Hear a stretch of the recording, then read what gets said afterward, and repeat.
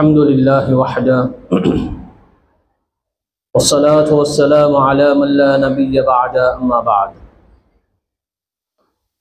فقد قال الله تعالى في قرآنه الكريم أعوذ بالله من الشيطان الرجيم بسم الله الرحمن الرحيم ربنا آتنا في الدنيا حسنة وفي الآخرة حسنة وقنا عذاب النار صدق الله العظيم قال النبي صلى الله عليه وسلم الدعاء هو العبادة وقال أيضا الدعاء مخ العبادة وقال صلى الله عليه وسلم ليس شيء أكرم على الله من الدعاء أو كما قال عليه الصلاة والسلام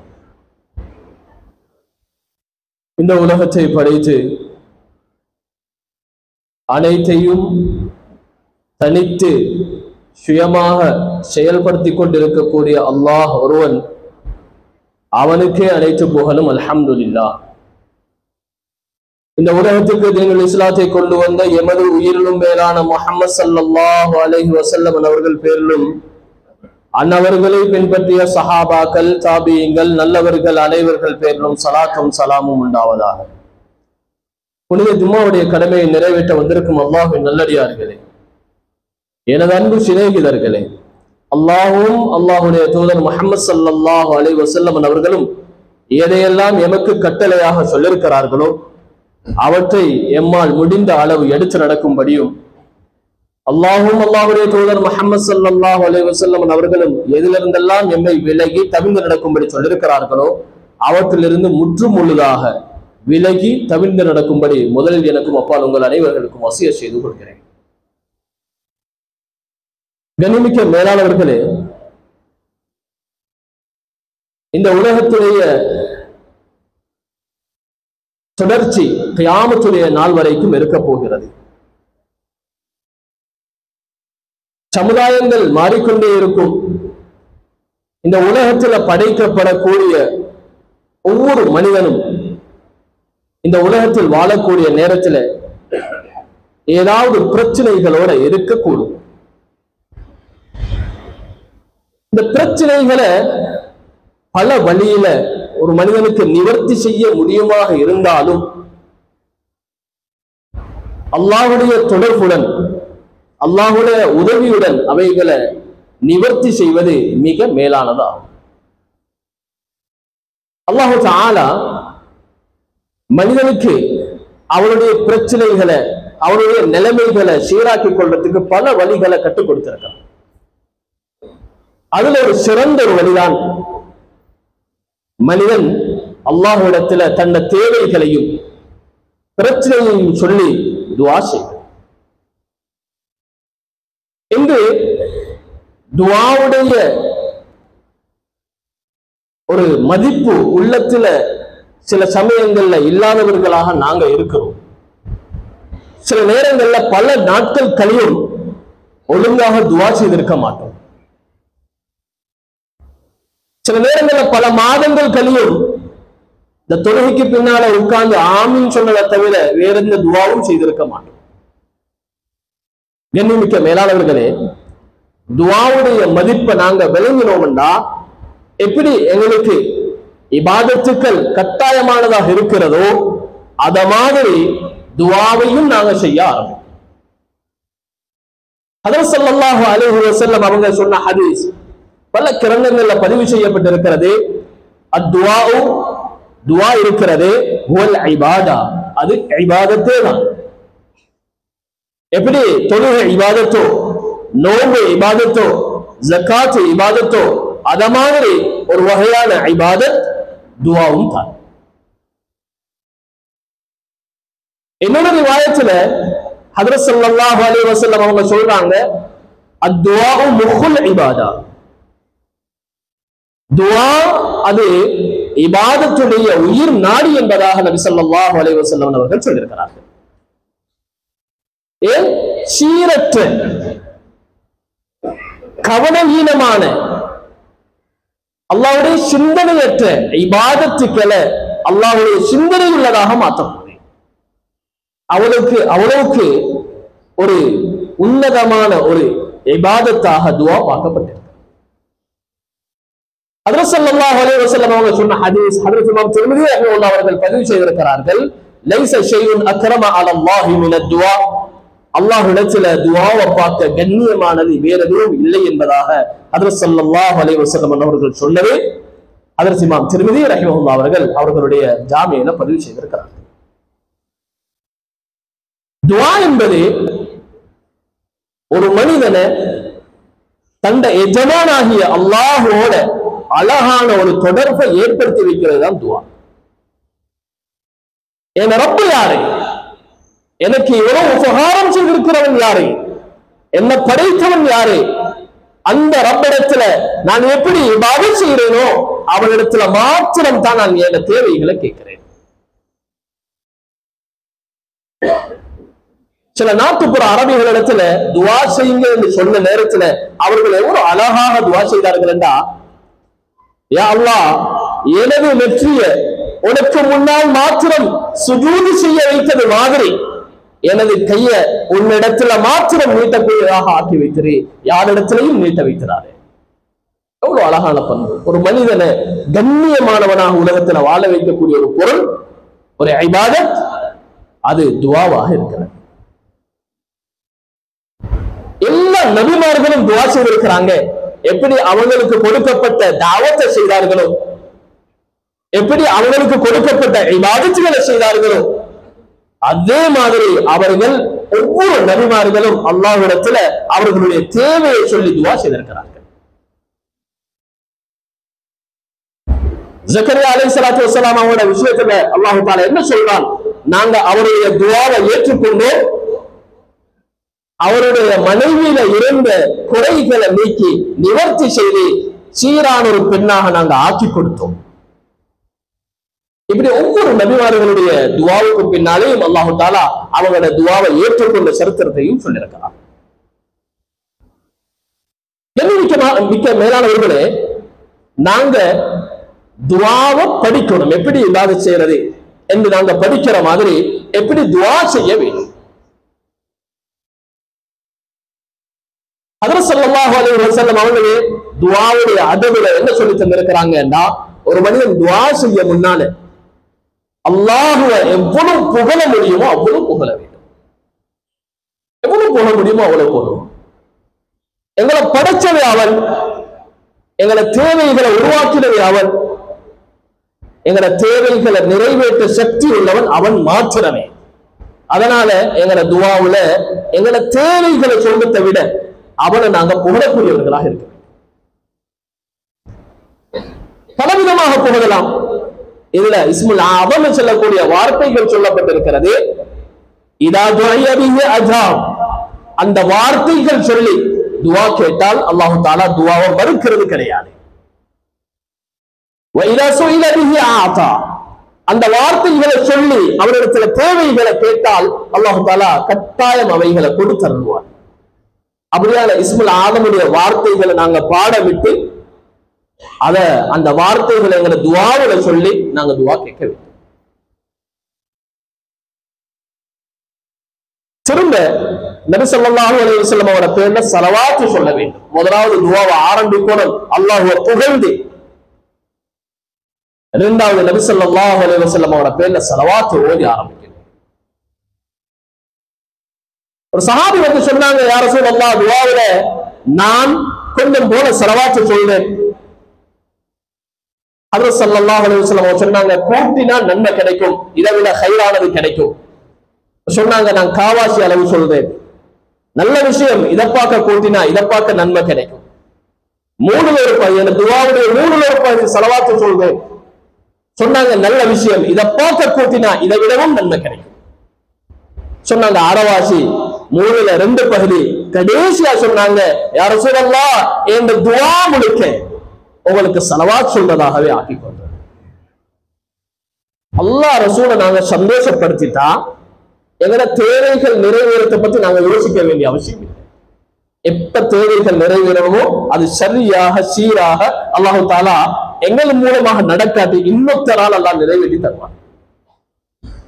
இதுக்கு பின்னாலதான் எங்கட தேவைகள் அல்லாஹ்விடத்துல சொல்லணும். அதுல முதலாவது எதை சொல்லணும்னா இபாதத்துடைய தேவைகள், இபாதத்துல குறைபாடுகள் இருந்தால் அந்த குறைபாடுகளை நிவர்த்தி செய்து தரும்படி சொல்லணும். இது நாங்க அதிகமான நாட்கள் கேட்கிறதும் குறைவாக இருக்கக்கூடிய ஒரு விஷயம். அல்லாஹ்வுடைய மஹப்பத்தை கேட்கணும். நபி ஸல்லல்லாஹு அலைஹி வஸல்லம் அவர்களுடைய மஹப்பத்தை கேட்கணும். இதுக்கு பின்னால்தான் எங்கட உலகத்துடைய தேவைகள் இருந்தால் அல்லாஹ்விடத்துல சொல்லணும், யா அல்லாஹ் இன்னும் தேவைகள் இருக்குது, நீ தான் படைத்தாய், நீ தான் நிறைவேற்றி தரணும் என்ற உறுதியான வார்த்தையில் அல்லாஹ்விடத்துல கேட்கும். கடைசியா முடிக்கும் போது நபி ஸல்லல்லாஹு அலைஹி வஸல்லம் அவரோட பேர்ல ஸலவாத் சொல்லி அல்லாஹ்வை புகழ்ந்து முடிக்கிறதோட ஆமீன் என்ற வார்த்தையோட முடிங்க என்பதாக சில ஹதீஸ்கள்ல சொல்லப்பட்டிருக்கிறது. இது துஆவுடைய ஒழுக்கம். அல்லாஹ் தஆலா இப்படி சில நேரங்கள்ல துஆ செய்தாலும் சிலர்களுடைய துஆவை ஏற்றுக்கொள்ள மாட்டான். காரணம் என்ன? அவங்கள்ட்ட இஸ்திஅஜால் இருந்துச்சு. சஹாபாக்கள் சிலர்கள் கேட்டாங்க, யா ரசூலல்லாஹ் இஸ்திஅஜால்னா என்ன? அதுக்கு ஹஜ்ரத் ஸல்லல்லாஹு அலைஹி வஸல்லம் அவங்க சொன்னாங்க, அவர் தேவை அல்லாஹ்விடத்துல கேட்பாரு, அந்த தேவை நிறைவேறலைன்னா சொல்லி தெரிவாரு, நான் இந்த தேவைகளை துஆவாக கேட்டிருக்கிறேன், ஆனால் இன்னும் என் தேவைகள் நிறைவேறல. நான் எத்தனையோ தடவை துஆ கேட்டுட்டேன், என் துஆ இன்னும் கபூல் ஆகல. இது பல வருஷமா கேட்டு வர துஆ, இன்னும் அந்த விஷயம் நடக்கல. ஹஜ்ரத் ஸல்லல்லாஹு அலைஹி வஸல்லம் சொன்னாங்க, இப்படி யாரு அவசரப்படுவாங்களோ அவங்களோட துஆ ஏற்றுக்கொள்ளப்பட மாட்டார். ஏன்னா அல்லாஹ் தஆலாவை வற்புறுத்தக்கூடியவங்க யாரும் இல்லை. யார் இருக்கிறாங்க? அதனால அல்லாஹ் தஆலா அவன் நினைத்ததை செய்யக்கூடியவன். அவனிடத்துல நாங்க கெஞ்சும் பொழுது நிச்சயமாக அல்லாஹ் தஆலா எங்களை தேவைகளை நிறைவேற்றி தருவான். கற்பனை செஞ்சு பாருங்க, ஒரு மிஸ்கின்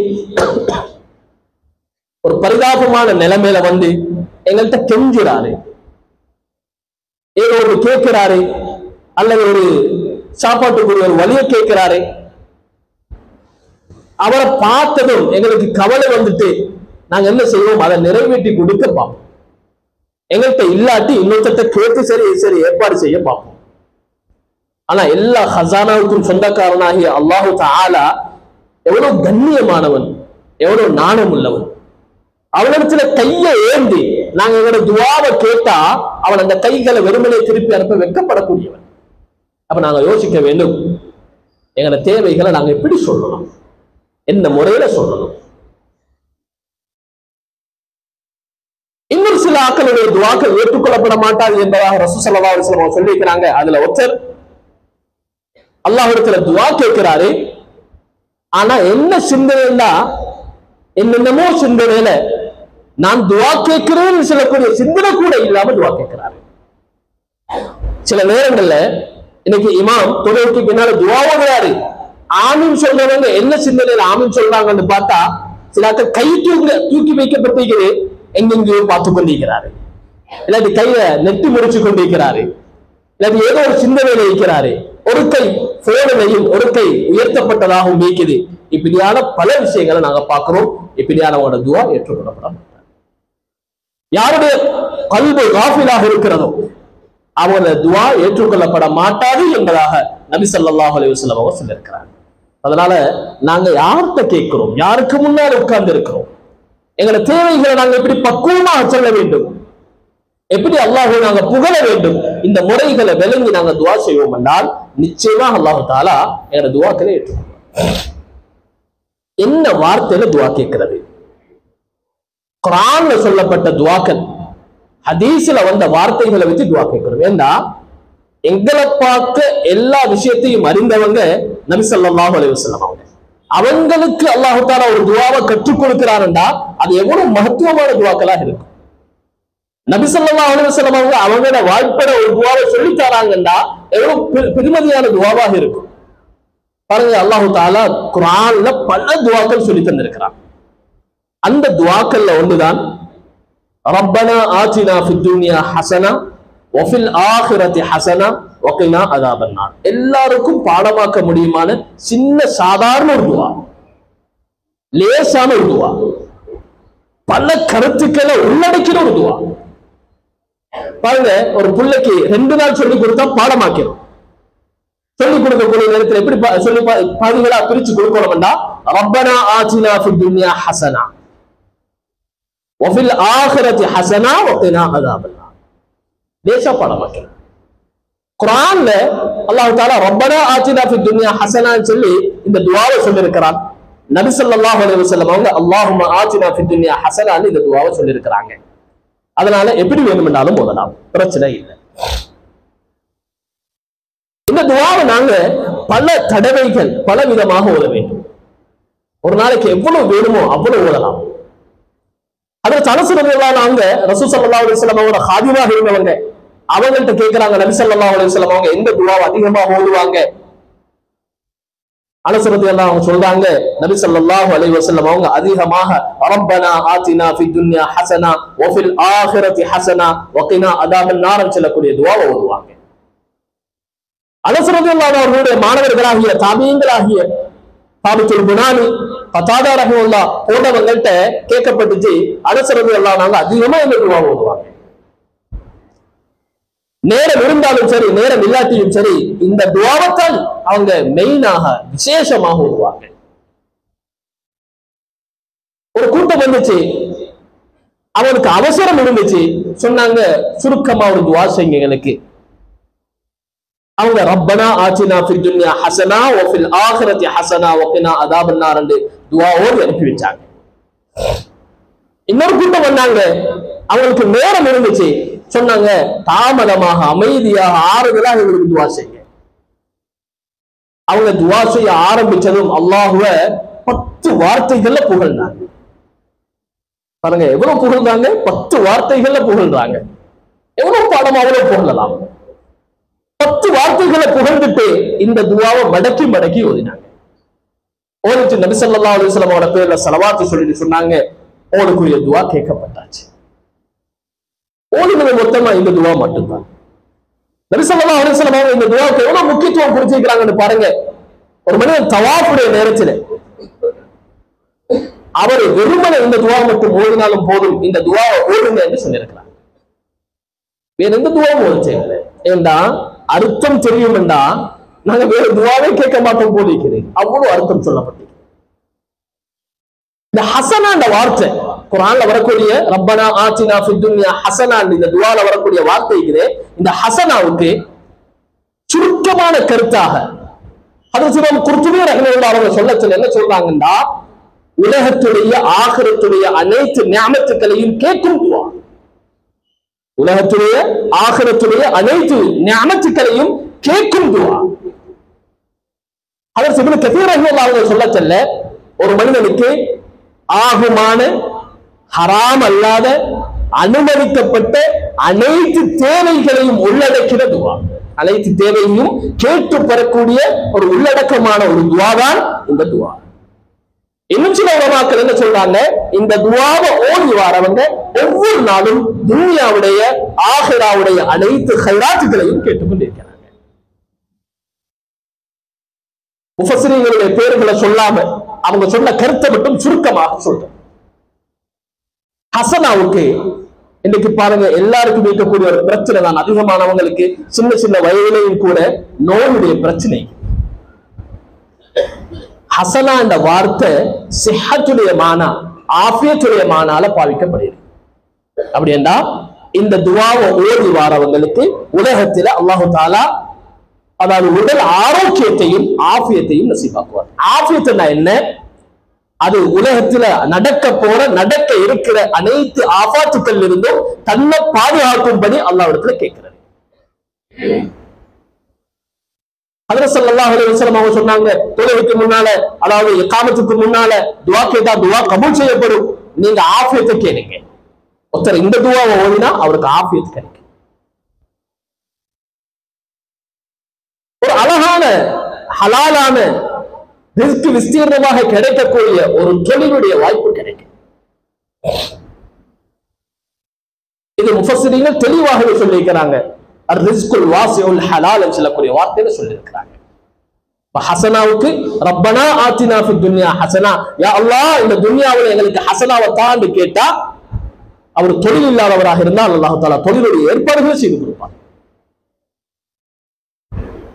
இன்னும் சில முஃபஸ்ஸிரீன்கள் சொல்றாங்க ஹசனாவுக்கு பொருத்தமான இடத்துல அழகான அமைப்பான ஒரு வீடு அல்லாஹ் ஏற்பாடு செய்து கொடுப்பார். இது முஃபஸ்ஸிரீன்கள் சொன்ன கருத்துக்கள்.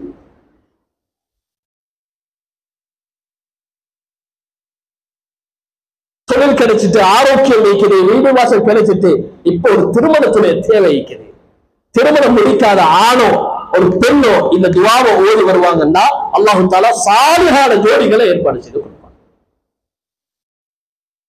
இது நான் சொன்னதல்ல, எதுவும் ஹதீஸ்களில் இருந்து வந்ததை உலமாக்கள் பிரிச்சு சொல்றாங்க, அழகாக சொல்லியிருக்கிறாங்க. திருமணம் முடிச்சுட்டாரு, இப்ப பிள்ளை பாக்கியம் தேவை. இந்த துஆவை ஓதி வாராரு, அல்லாஹ் தஆலா சாலிஹான ஒரு பிள்ளையுடைய பாக்கியத்தை நசீபாக்கும். மிக்க மேலானவர்களே, தேவையான வாகனம் ஹஜ்ரத் ஹஸன் அல் பஸ்ரி ரஹிமஹுல்லாஹ் சொல்றாங்க, இல்மு தேவையா இந்த துஆவை ஓதி வாங்க, பிரயோஜனமான இல்மு அல்லாஹ் தருவார். இல்மு நாஃபி அல்லாஹ் தஆலா நசீபாக்குவார். இபாதத்துல குர்பான் இருக்குதா, இபாதத்தை சீராக்கிறதுக்கு இந்த துஆவை ஓதி வாங்க, அல்லாஹ் தஆலா இபாதத்தை சீராக்கி தருவார். ஹஸன் அல் பஸ்ரி ரஹிமஹுல்லாஹ் சொல்றாங்க. அது தலிரதெல்லாம் நாங்க சொல்றாங்க, உலகத்துடைய ஹசனா என்பது சாலிஹான மனைவி கிடைக்கிறது, ஆகிரத்துடைய ஹசனா என்பது நீங்கள் கிடைக்கிறது. இப்படி சொல்லிக்கொண்டே போகலாம். நான் மிச்சம் தஃசீர்கள் பார்க்கல, வெறுமனே 5 தஃசீர்கள்ல பார்க்கப்பட்ட கருத்துக்கள் தான் இந்த கருத்துக்கள். இன்னும் பார்த்தா இன்னும் கருத்து கிடைக்கலாம். நான் குறிப்பாக ஒரு வார்த்தை கண்டேன், 30க்கு மேற்பட்ட கருத்துக்கள் சொல்லப்பட்டது இந்த ஹசனா என்ற வார்த்தை. அடுத்தது 2வது பகுதி, வஃபில் ஆகிரத்தி ஹசனா, யா அல்லாஹ் ஆகிராவுல எனக்கு ஹசனாவத்தா. ஆகிராவுல ஹசனான்னா ஆகிரா எங்க ஆரம்பிக்குது? கபர்ல இருந்து ஆரம்பிக்குது. கபருடைய வேதனையிலிருந்து பாதுகாத்து கபரை சொர்க்கத்துடைய பூஞ்சோலையாக ஆக்கிட்டார். கபர்ல இருந்து வெளியானதும் என்ன நடக்கும்? ஹிசாப், கேள்வி கணக்கு. கேள்வி கணக்கு லேசாகிறது ஆகிராவுடைய ஹசனா. ஹிசாப் லேசாகிட்டா இப்ப பாவங்கள் மன்னிக்கப்படணும். பாவங்கள் மன்னிக்கப்பட்டது ஆகிராவுடைய ஹசனா. நபி ஸல்லல்லாஹு அலைஹி வஸல்லம் அவருடைய ஹவுதிலிருந்து நீர் அருந்த பாக்கியம் கிடைக்கிறது ஆகிராவுடைய ஹசனா. நரகத்துக்கு மேலால போடப்பட்டிருக்கக்கூடிய பாலத்தை வேகமாக தாண்டது அது ஆகிராவுடைய ஹசனா. ரப்பனா ஆத்தினா ஃபித் துன்யா ஹசனா வ ஃபில் ஆகிரத்தி ஹசனா. ஆகிராவுல எனக்கு ஹசனாவை தந்தது. கடைசியாக அல்லாஹ் கொடுக்கக்கூடிய ஆக உயர்ந்த பாக்கியம் சொர்க்கமும், அல்லாஹ் பார்க்கிற பாக்கியமும், அல்லாஹுடைய பொருத்தமும் கிடைக்கிறது. ஒரு பெரிய பாக்கியம். சின்ன துவா, அருமையான துவா, வெறுமனை குறுகிய வார்த்தையை கொண்ட துவா, அவ்வளவு பெருமதியான துவா.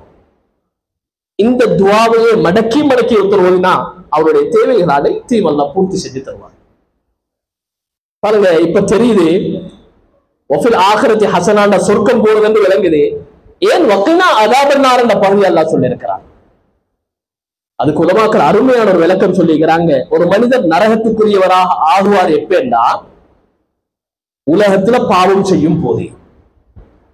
வக்கினா அதாபன்னாருடைய கருத்து என்னன்னா, யா அல்லாஹ் உலகத்துல வாழும் போது உனக்கு மாற்றம் செய்யாம, நரகத்துக்குரிய அமல்கள் எதுவும் செய்யாம உன்னை சந்தோஷப்படுத்தி வாழக்கூடிய பாக்கியத்தை தா என்பதுதான் வக்கைனா அதாபன்னாருடைய பகுதி. இந்த துஆவை ஓதி வாரவருக்கு அவர் பாவம் செய்யறதுக்கு விடாம அல்லாஹ் தஆலா பாதுகாப்பான். மனிதன் அமைப்பில் ஏதாவது பாவங்கள் நடந்தா அல்லாஹ் தஆலா அவர் அடிக்கடி அவசரமாக தௌபா செய்ய வேண்டும். பாவம் செய்ய மாட்டாரு, பாவம் செஞ்சா தௌபா செஞ்சிருவாரு. நபி ஸல்லல்லாஹு அலைஹி வஸல்லம் அவங்க மனித இயல்பை பத்தி சொல்லி இருக்கிறாங்க. மனித இயல்பு பாவம் செய்யறது, தவறு செய்யறது. ஆனா அந்த தவறு செஞ்சுட்டா தௌபா செய்யக்கூடிய பாக்கியத்தை அல்லாஹ் தஆலா நசீபாக்குவார். கண்ணியமிக்க மேலான பெரியார்களே, சகோதரர்களே, குர்ஆன்ல சொல்லப்பட்டதை நாங்க நம்பி ஈமானோட இஹ்திசாபோட நாங்க இந்த துஆ செய்வோம்னா அல்லாஹ் தஆலா நாங்க கேட்க நினைக்கிறத நாங்க கேட்க முன்னாலே நிறைவேற்றி தருவோம். அல்லாஹ் தஆலா எல்லாருக்கும் இந்த வகையான பாக்கியத்தை நசீபாக்குவாராக. இரக்கமுள்ள ரஹ்மானே, கிருபை உள்ளவனே, எங்களை உள்ளத்தை பரிசுத்தமானதாக ஆக்கி வைப்பாயாக. யா அல்லாஹ், நீ விரும்பக்கூடிய நல்லவர்களாக எங்களை மாற்றி அருள்வாயாக. யா அல்லாஹ், உன்னோட வார்த்தைகளை சொல்லி துஆ செய்யக்கூடிய பாக்கியத்தை தந்தருள்வாயாக. யா அல்லாஹ், உனது ஹபீப் ஸல்லல்லாஹு அலைஹி வஸல்லம் அவரோட மஹப்பத்தையும் உனது மஹப்பத்தையும் எங்களுடைய உள்ளம் முழுக்க நிரப்பி வைப்பாயாக. யா அல்லாஹ், உன்னை நேசிக்கக்கூடியவர்களாக எங்கள் எல்லாரையும் ஆக்கி வைப்பாயாக. இரக்கமுள்ள ரஹ்மானே, கிருபை உள்ளவரே, உலகத்துல வாழும் போது பாவங்களை வெறுத்து நன்மைகள் மீது ஆசை உள்ளவர்களாக ஆக்கி வைப்பாயாக. யா அல்லாஹ், சொர்க்கத்துடைய அமலாக அமல் செய்து நரகத்துடைய அமலை விட்டு பாதுகாப்பு தேடக்கூடியவர்களாக ஆக்கி வைப்பாயாக. யா அல்லாஹ், எங்கள் பெற்றோர்களுடைய பாவங்களை மன்னித்தருள்வாயாக. யா அல்லாஹ், எங்கள் பிள்ளைகளுடைய பாவங்களை மன்னித்து கண்ணியமானவர்களாக, சிறந்தவர்களாக, எங்களுக்கு பின்னால தீனுடைய உழைப்புகள் செய்யக்கூடியவர்களாக, தீன உலகத்துல பரத்தக்கூடியவர்களாக, ஹாஃபிதுகளாக, ஆலிம்களாக ஆக்கி வைப்பாயாக. ஆமீன் ஆமீன் யா ரப்பல் ஆலமீன்.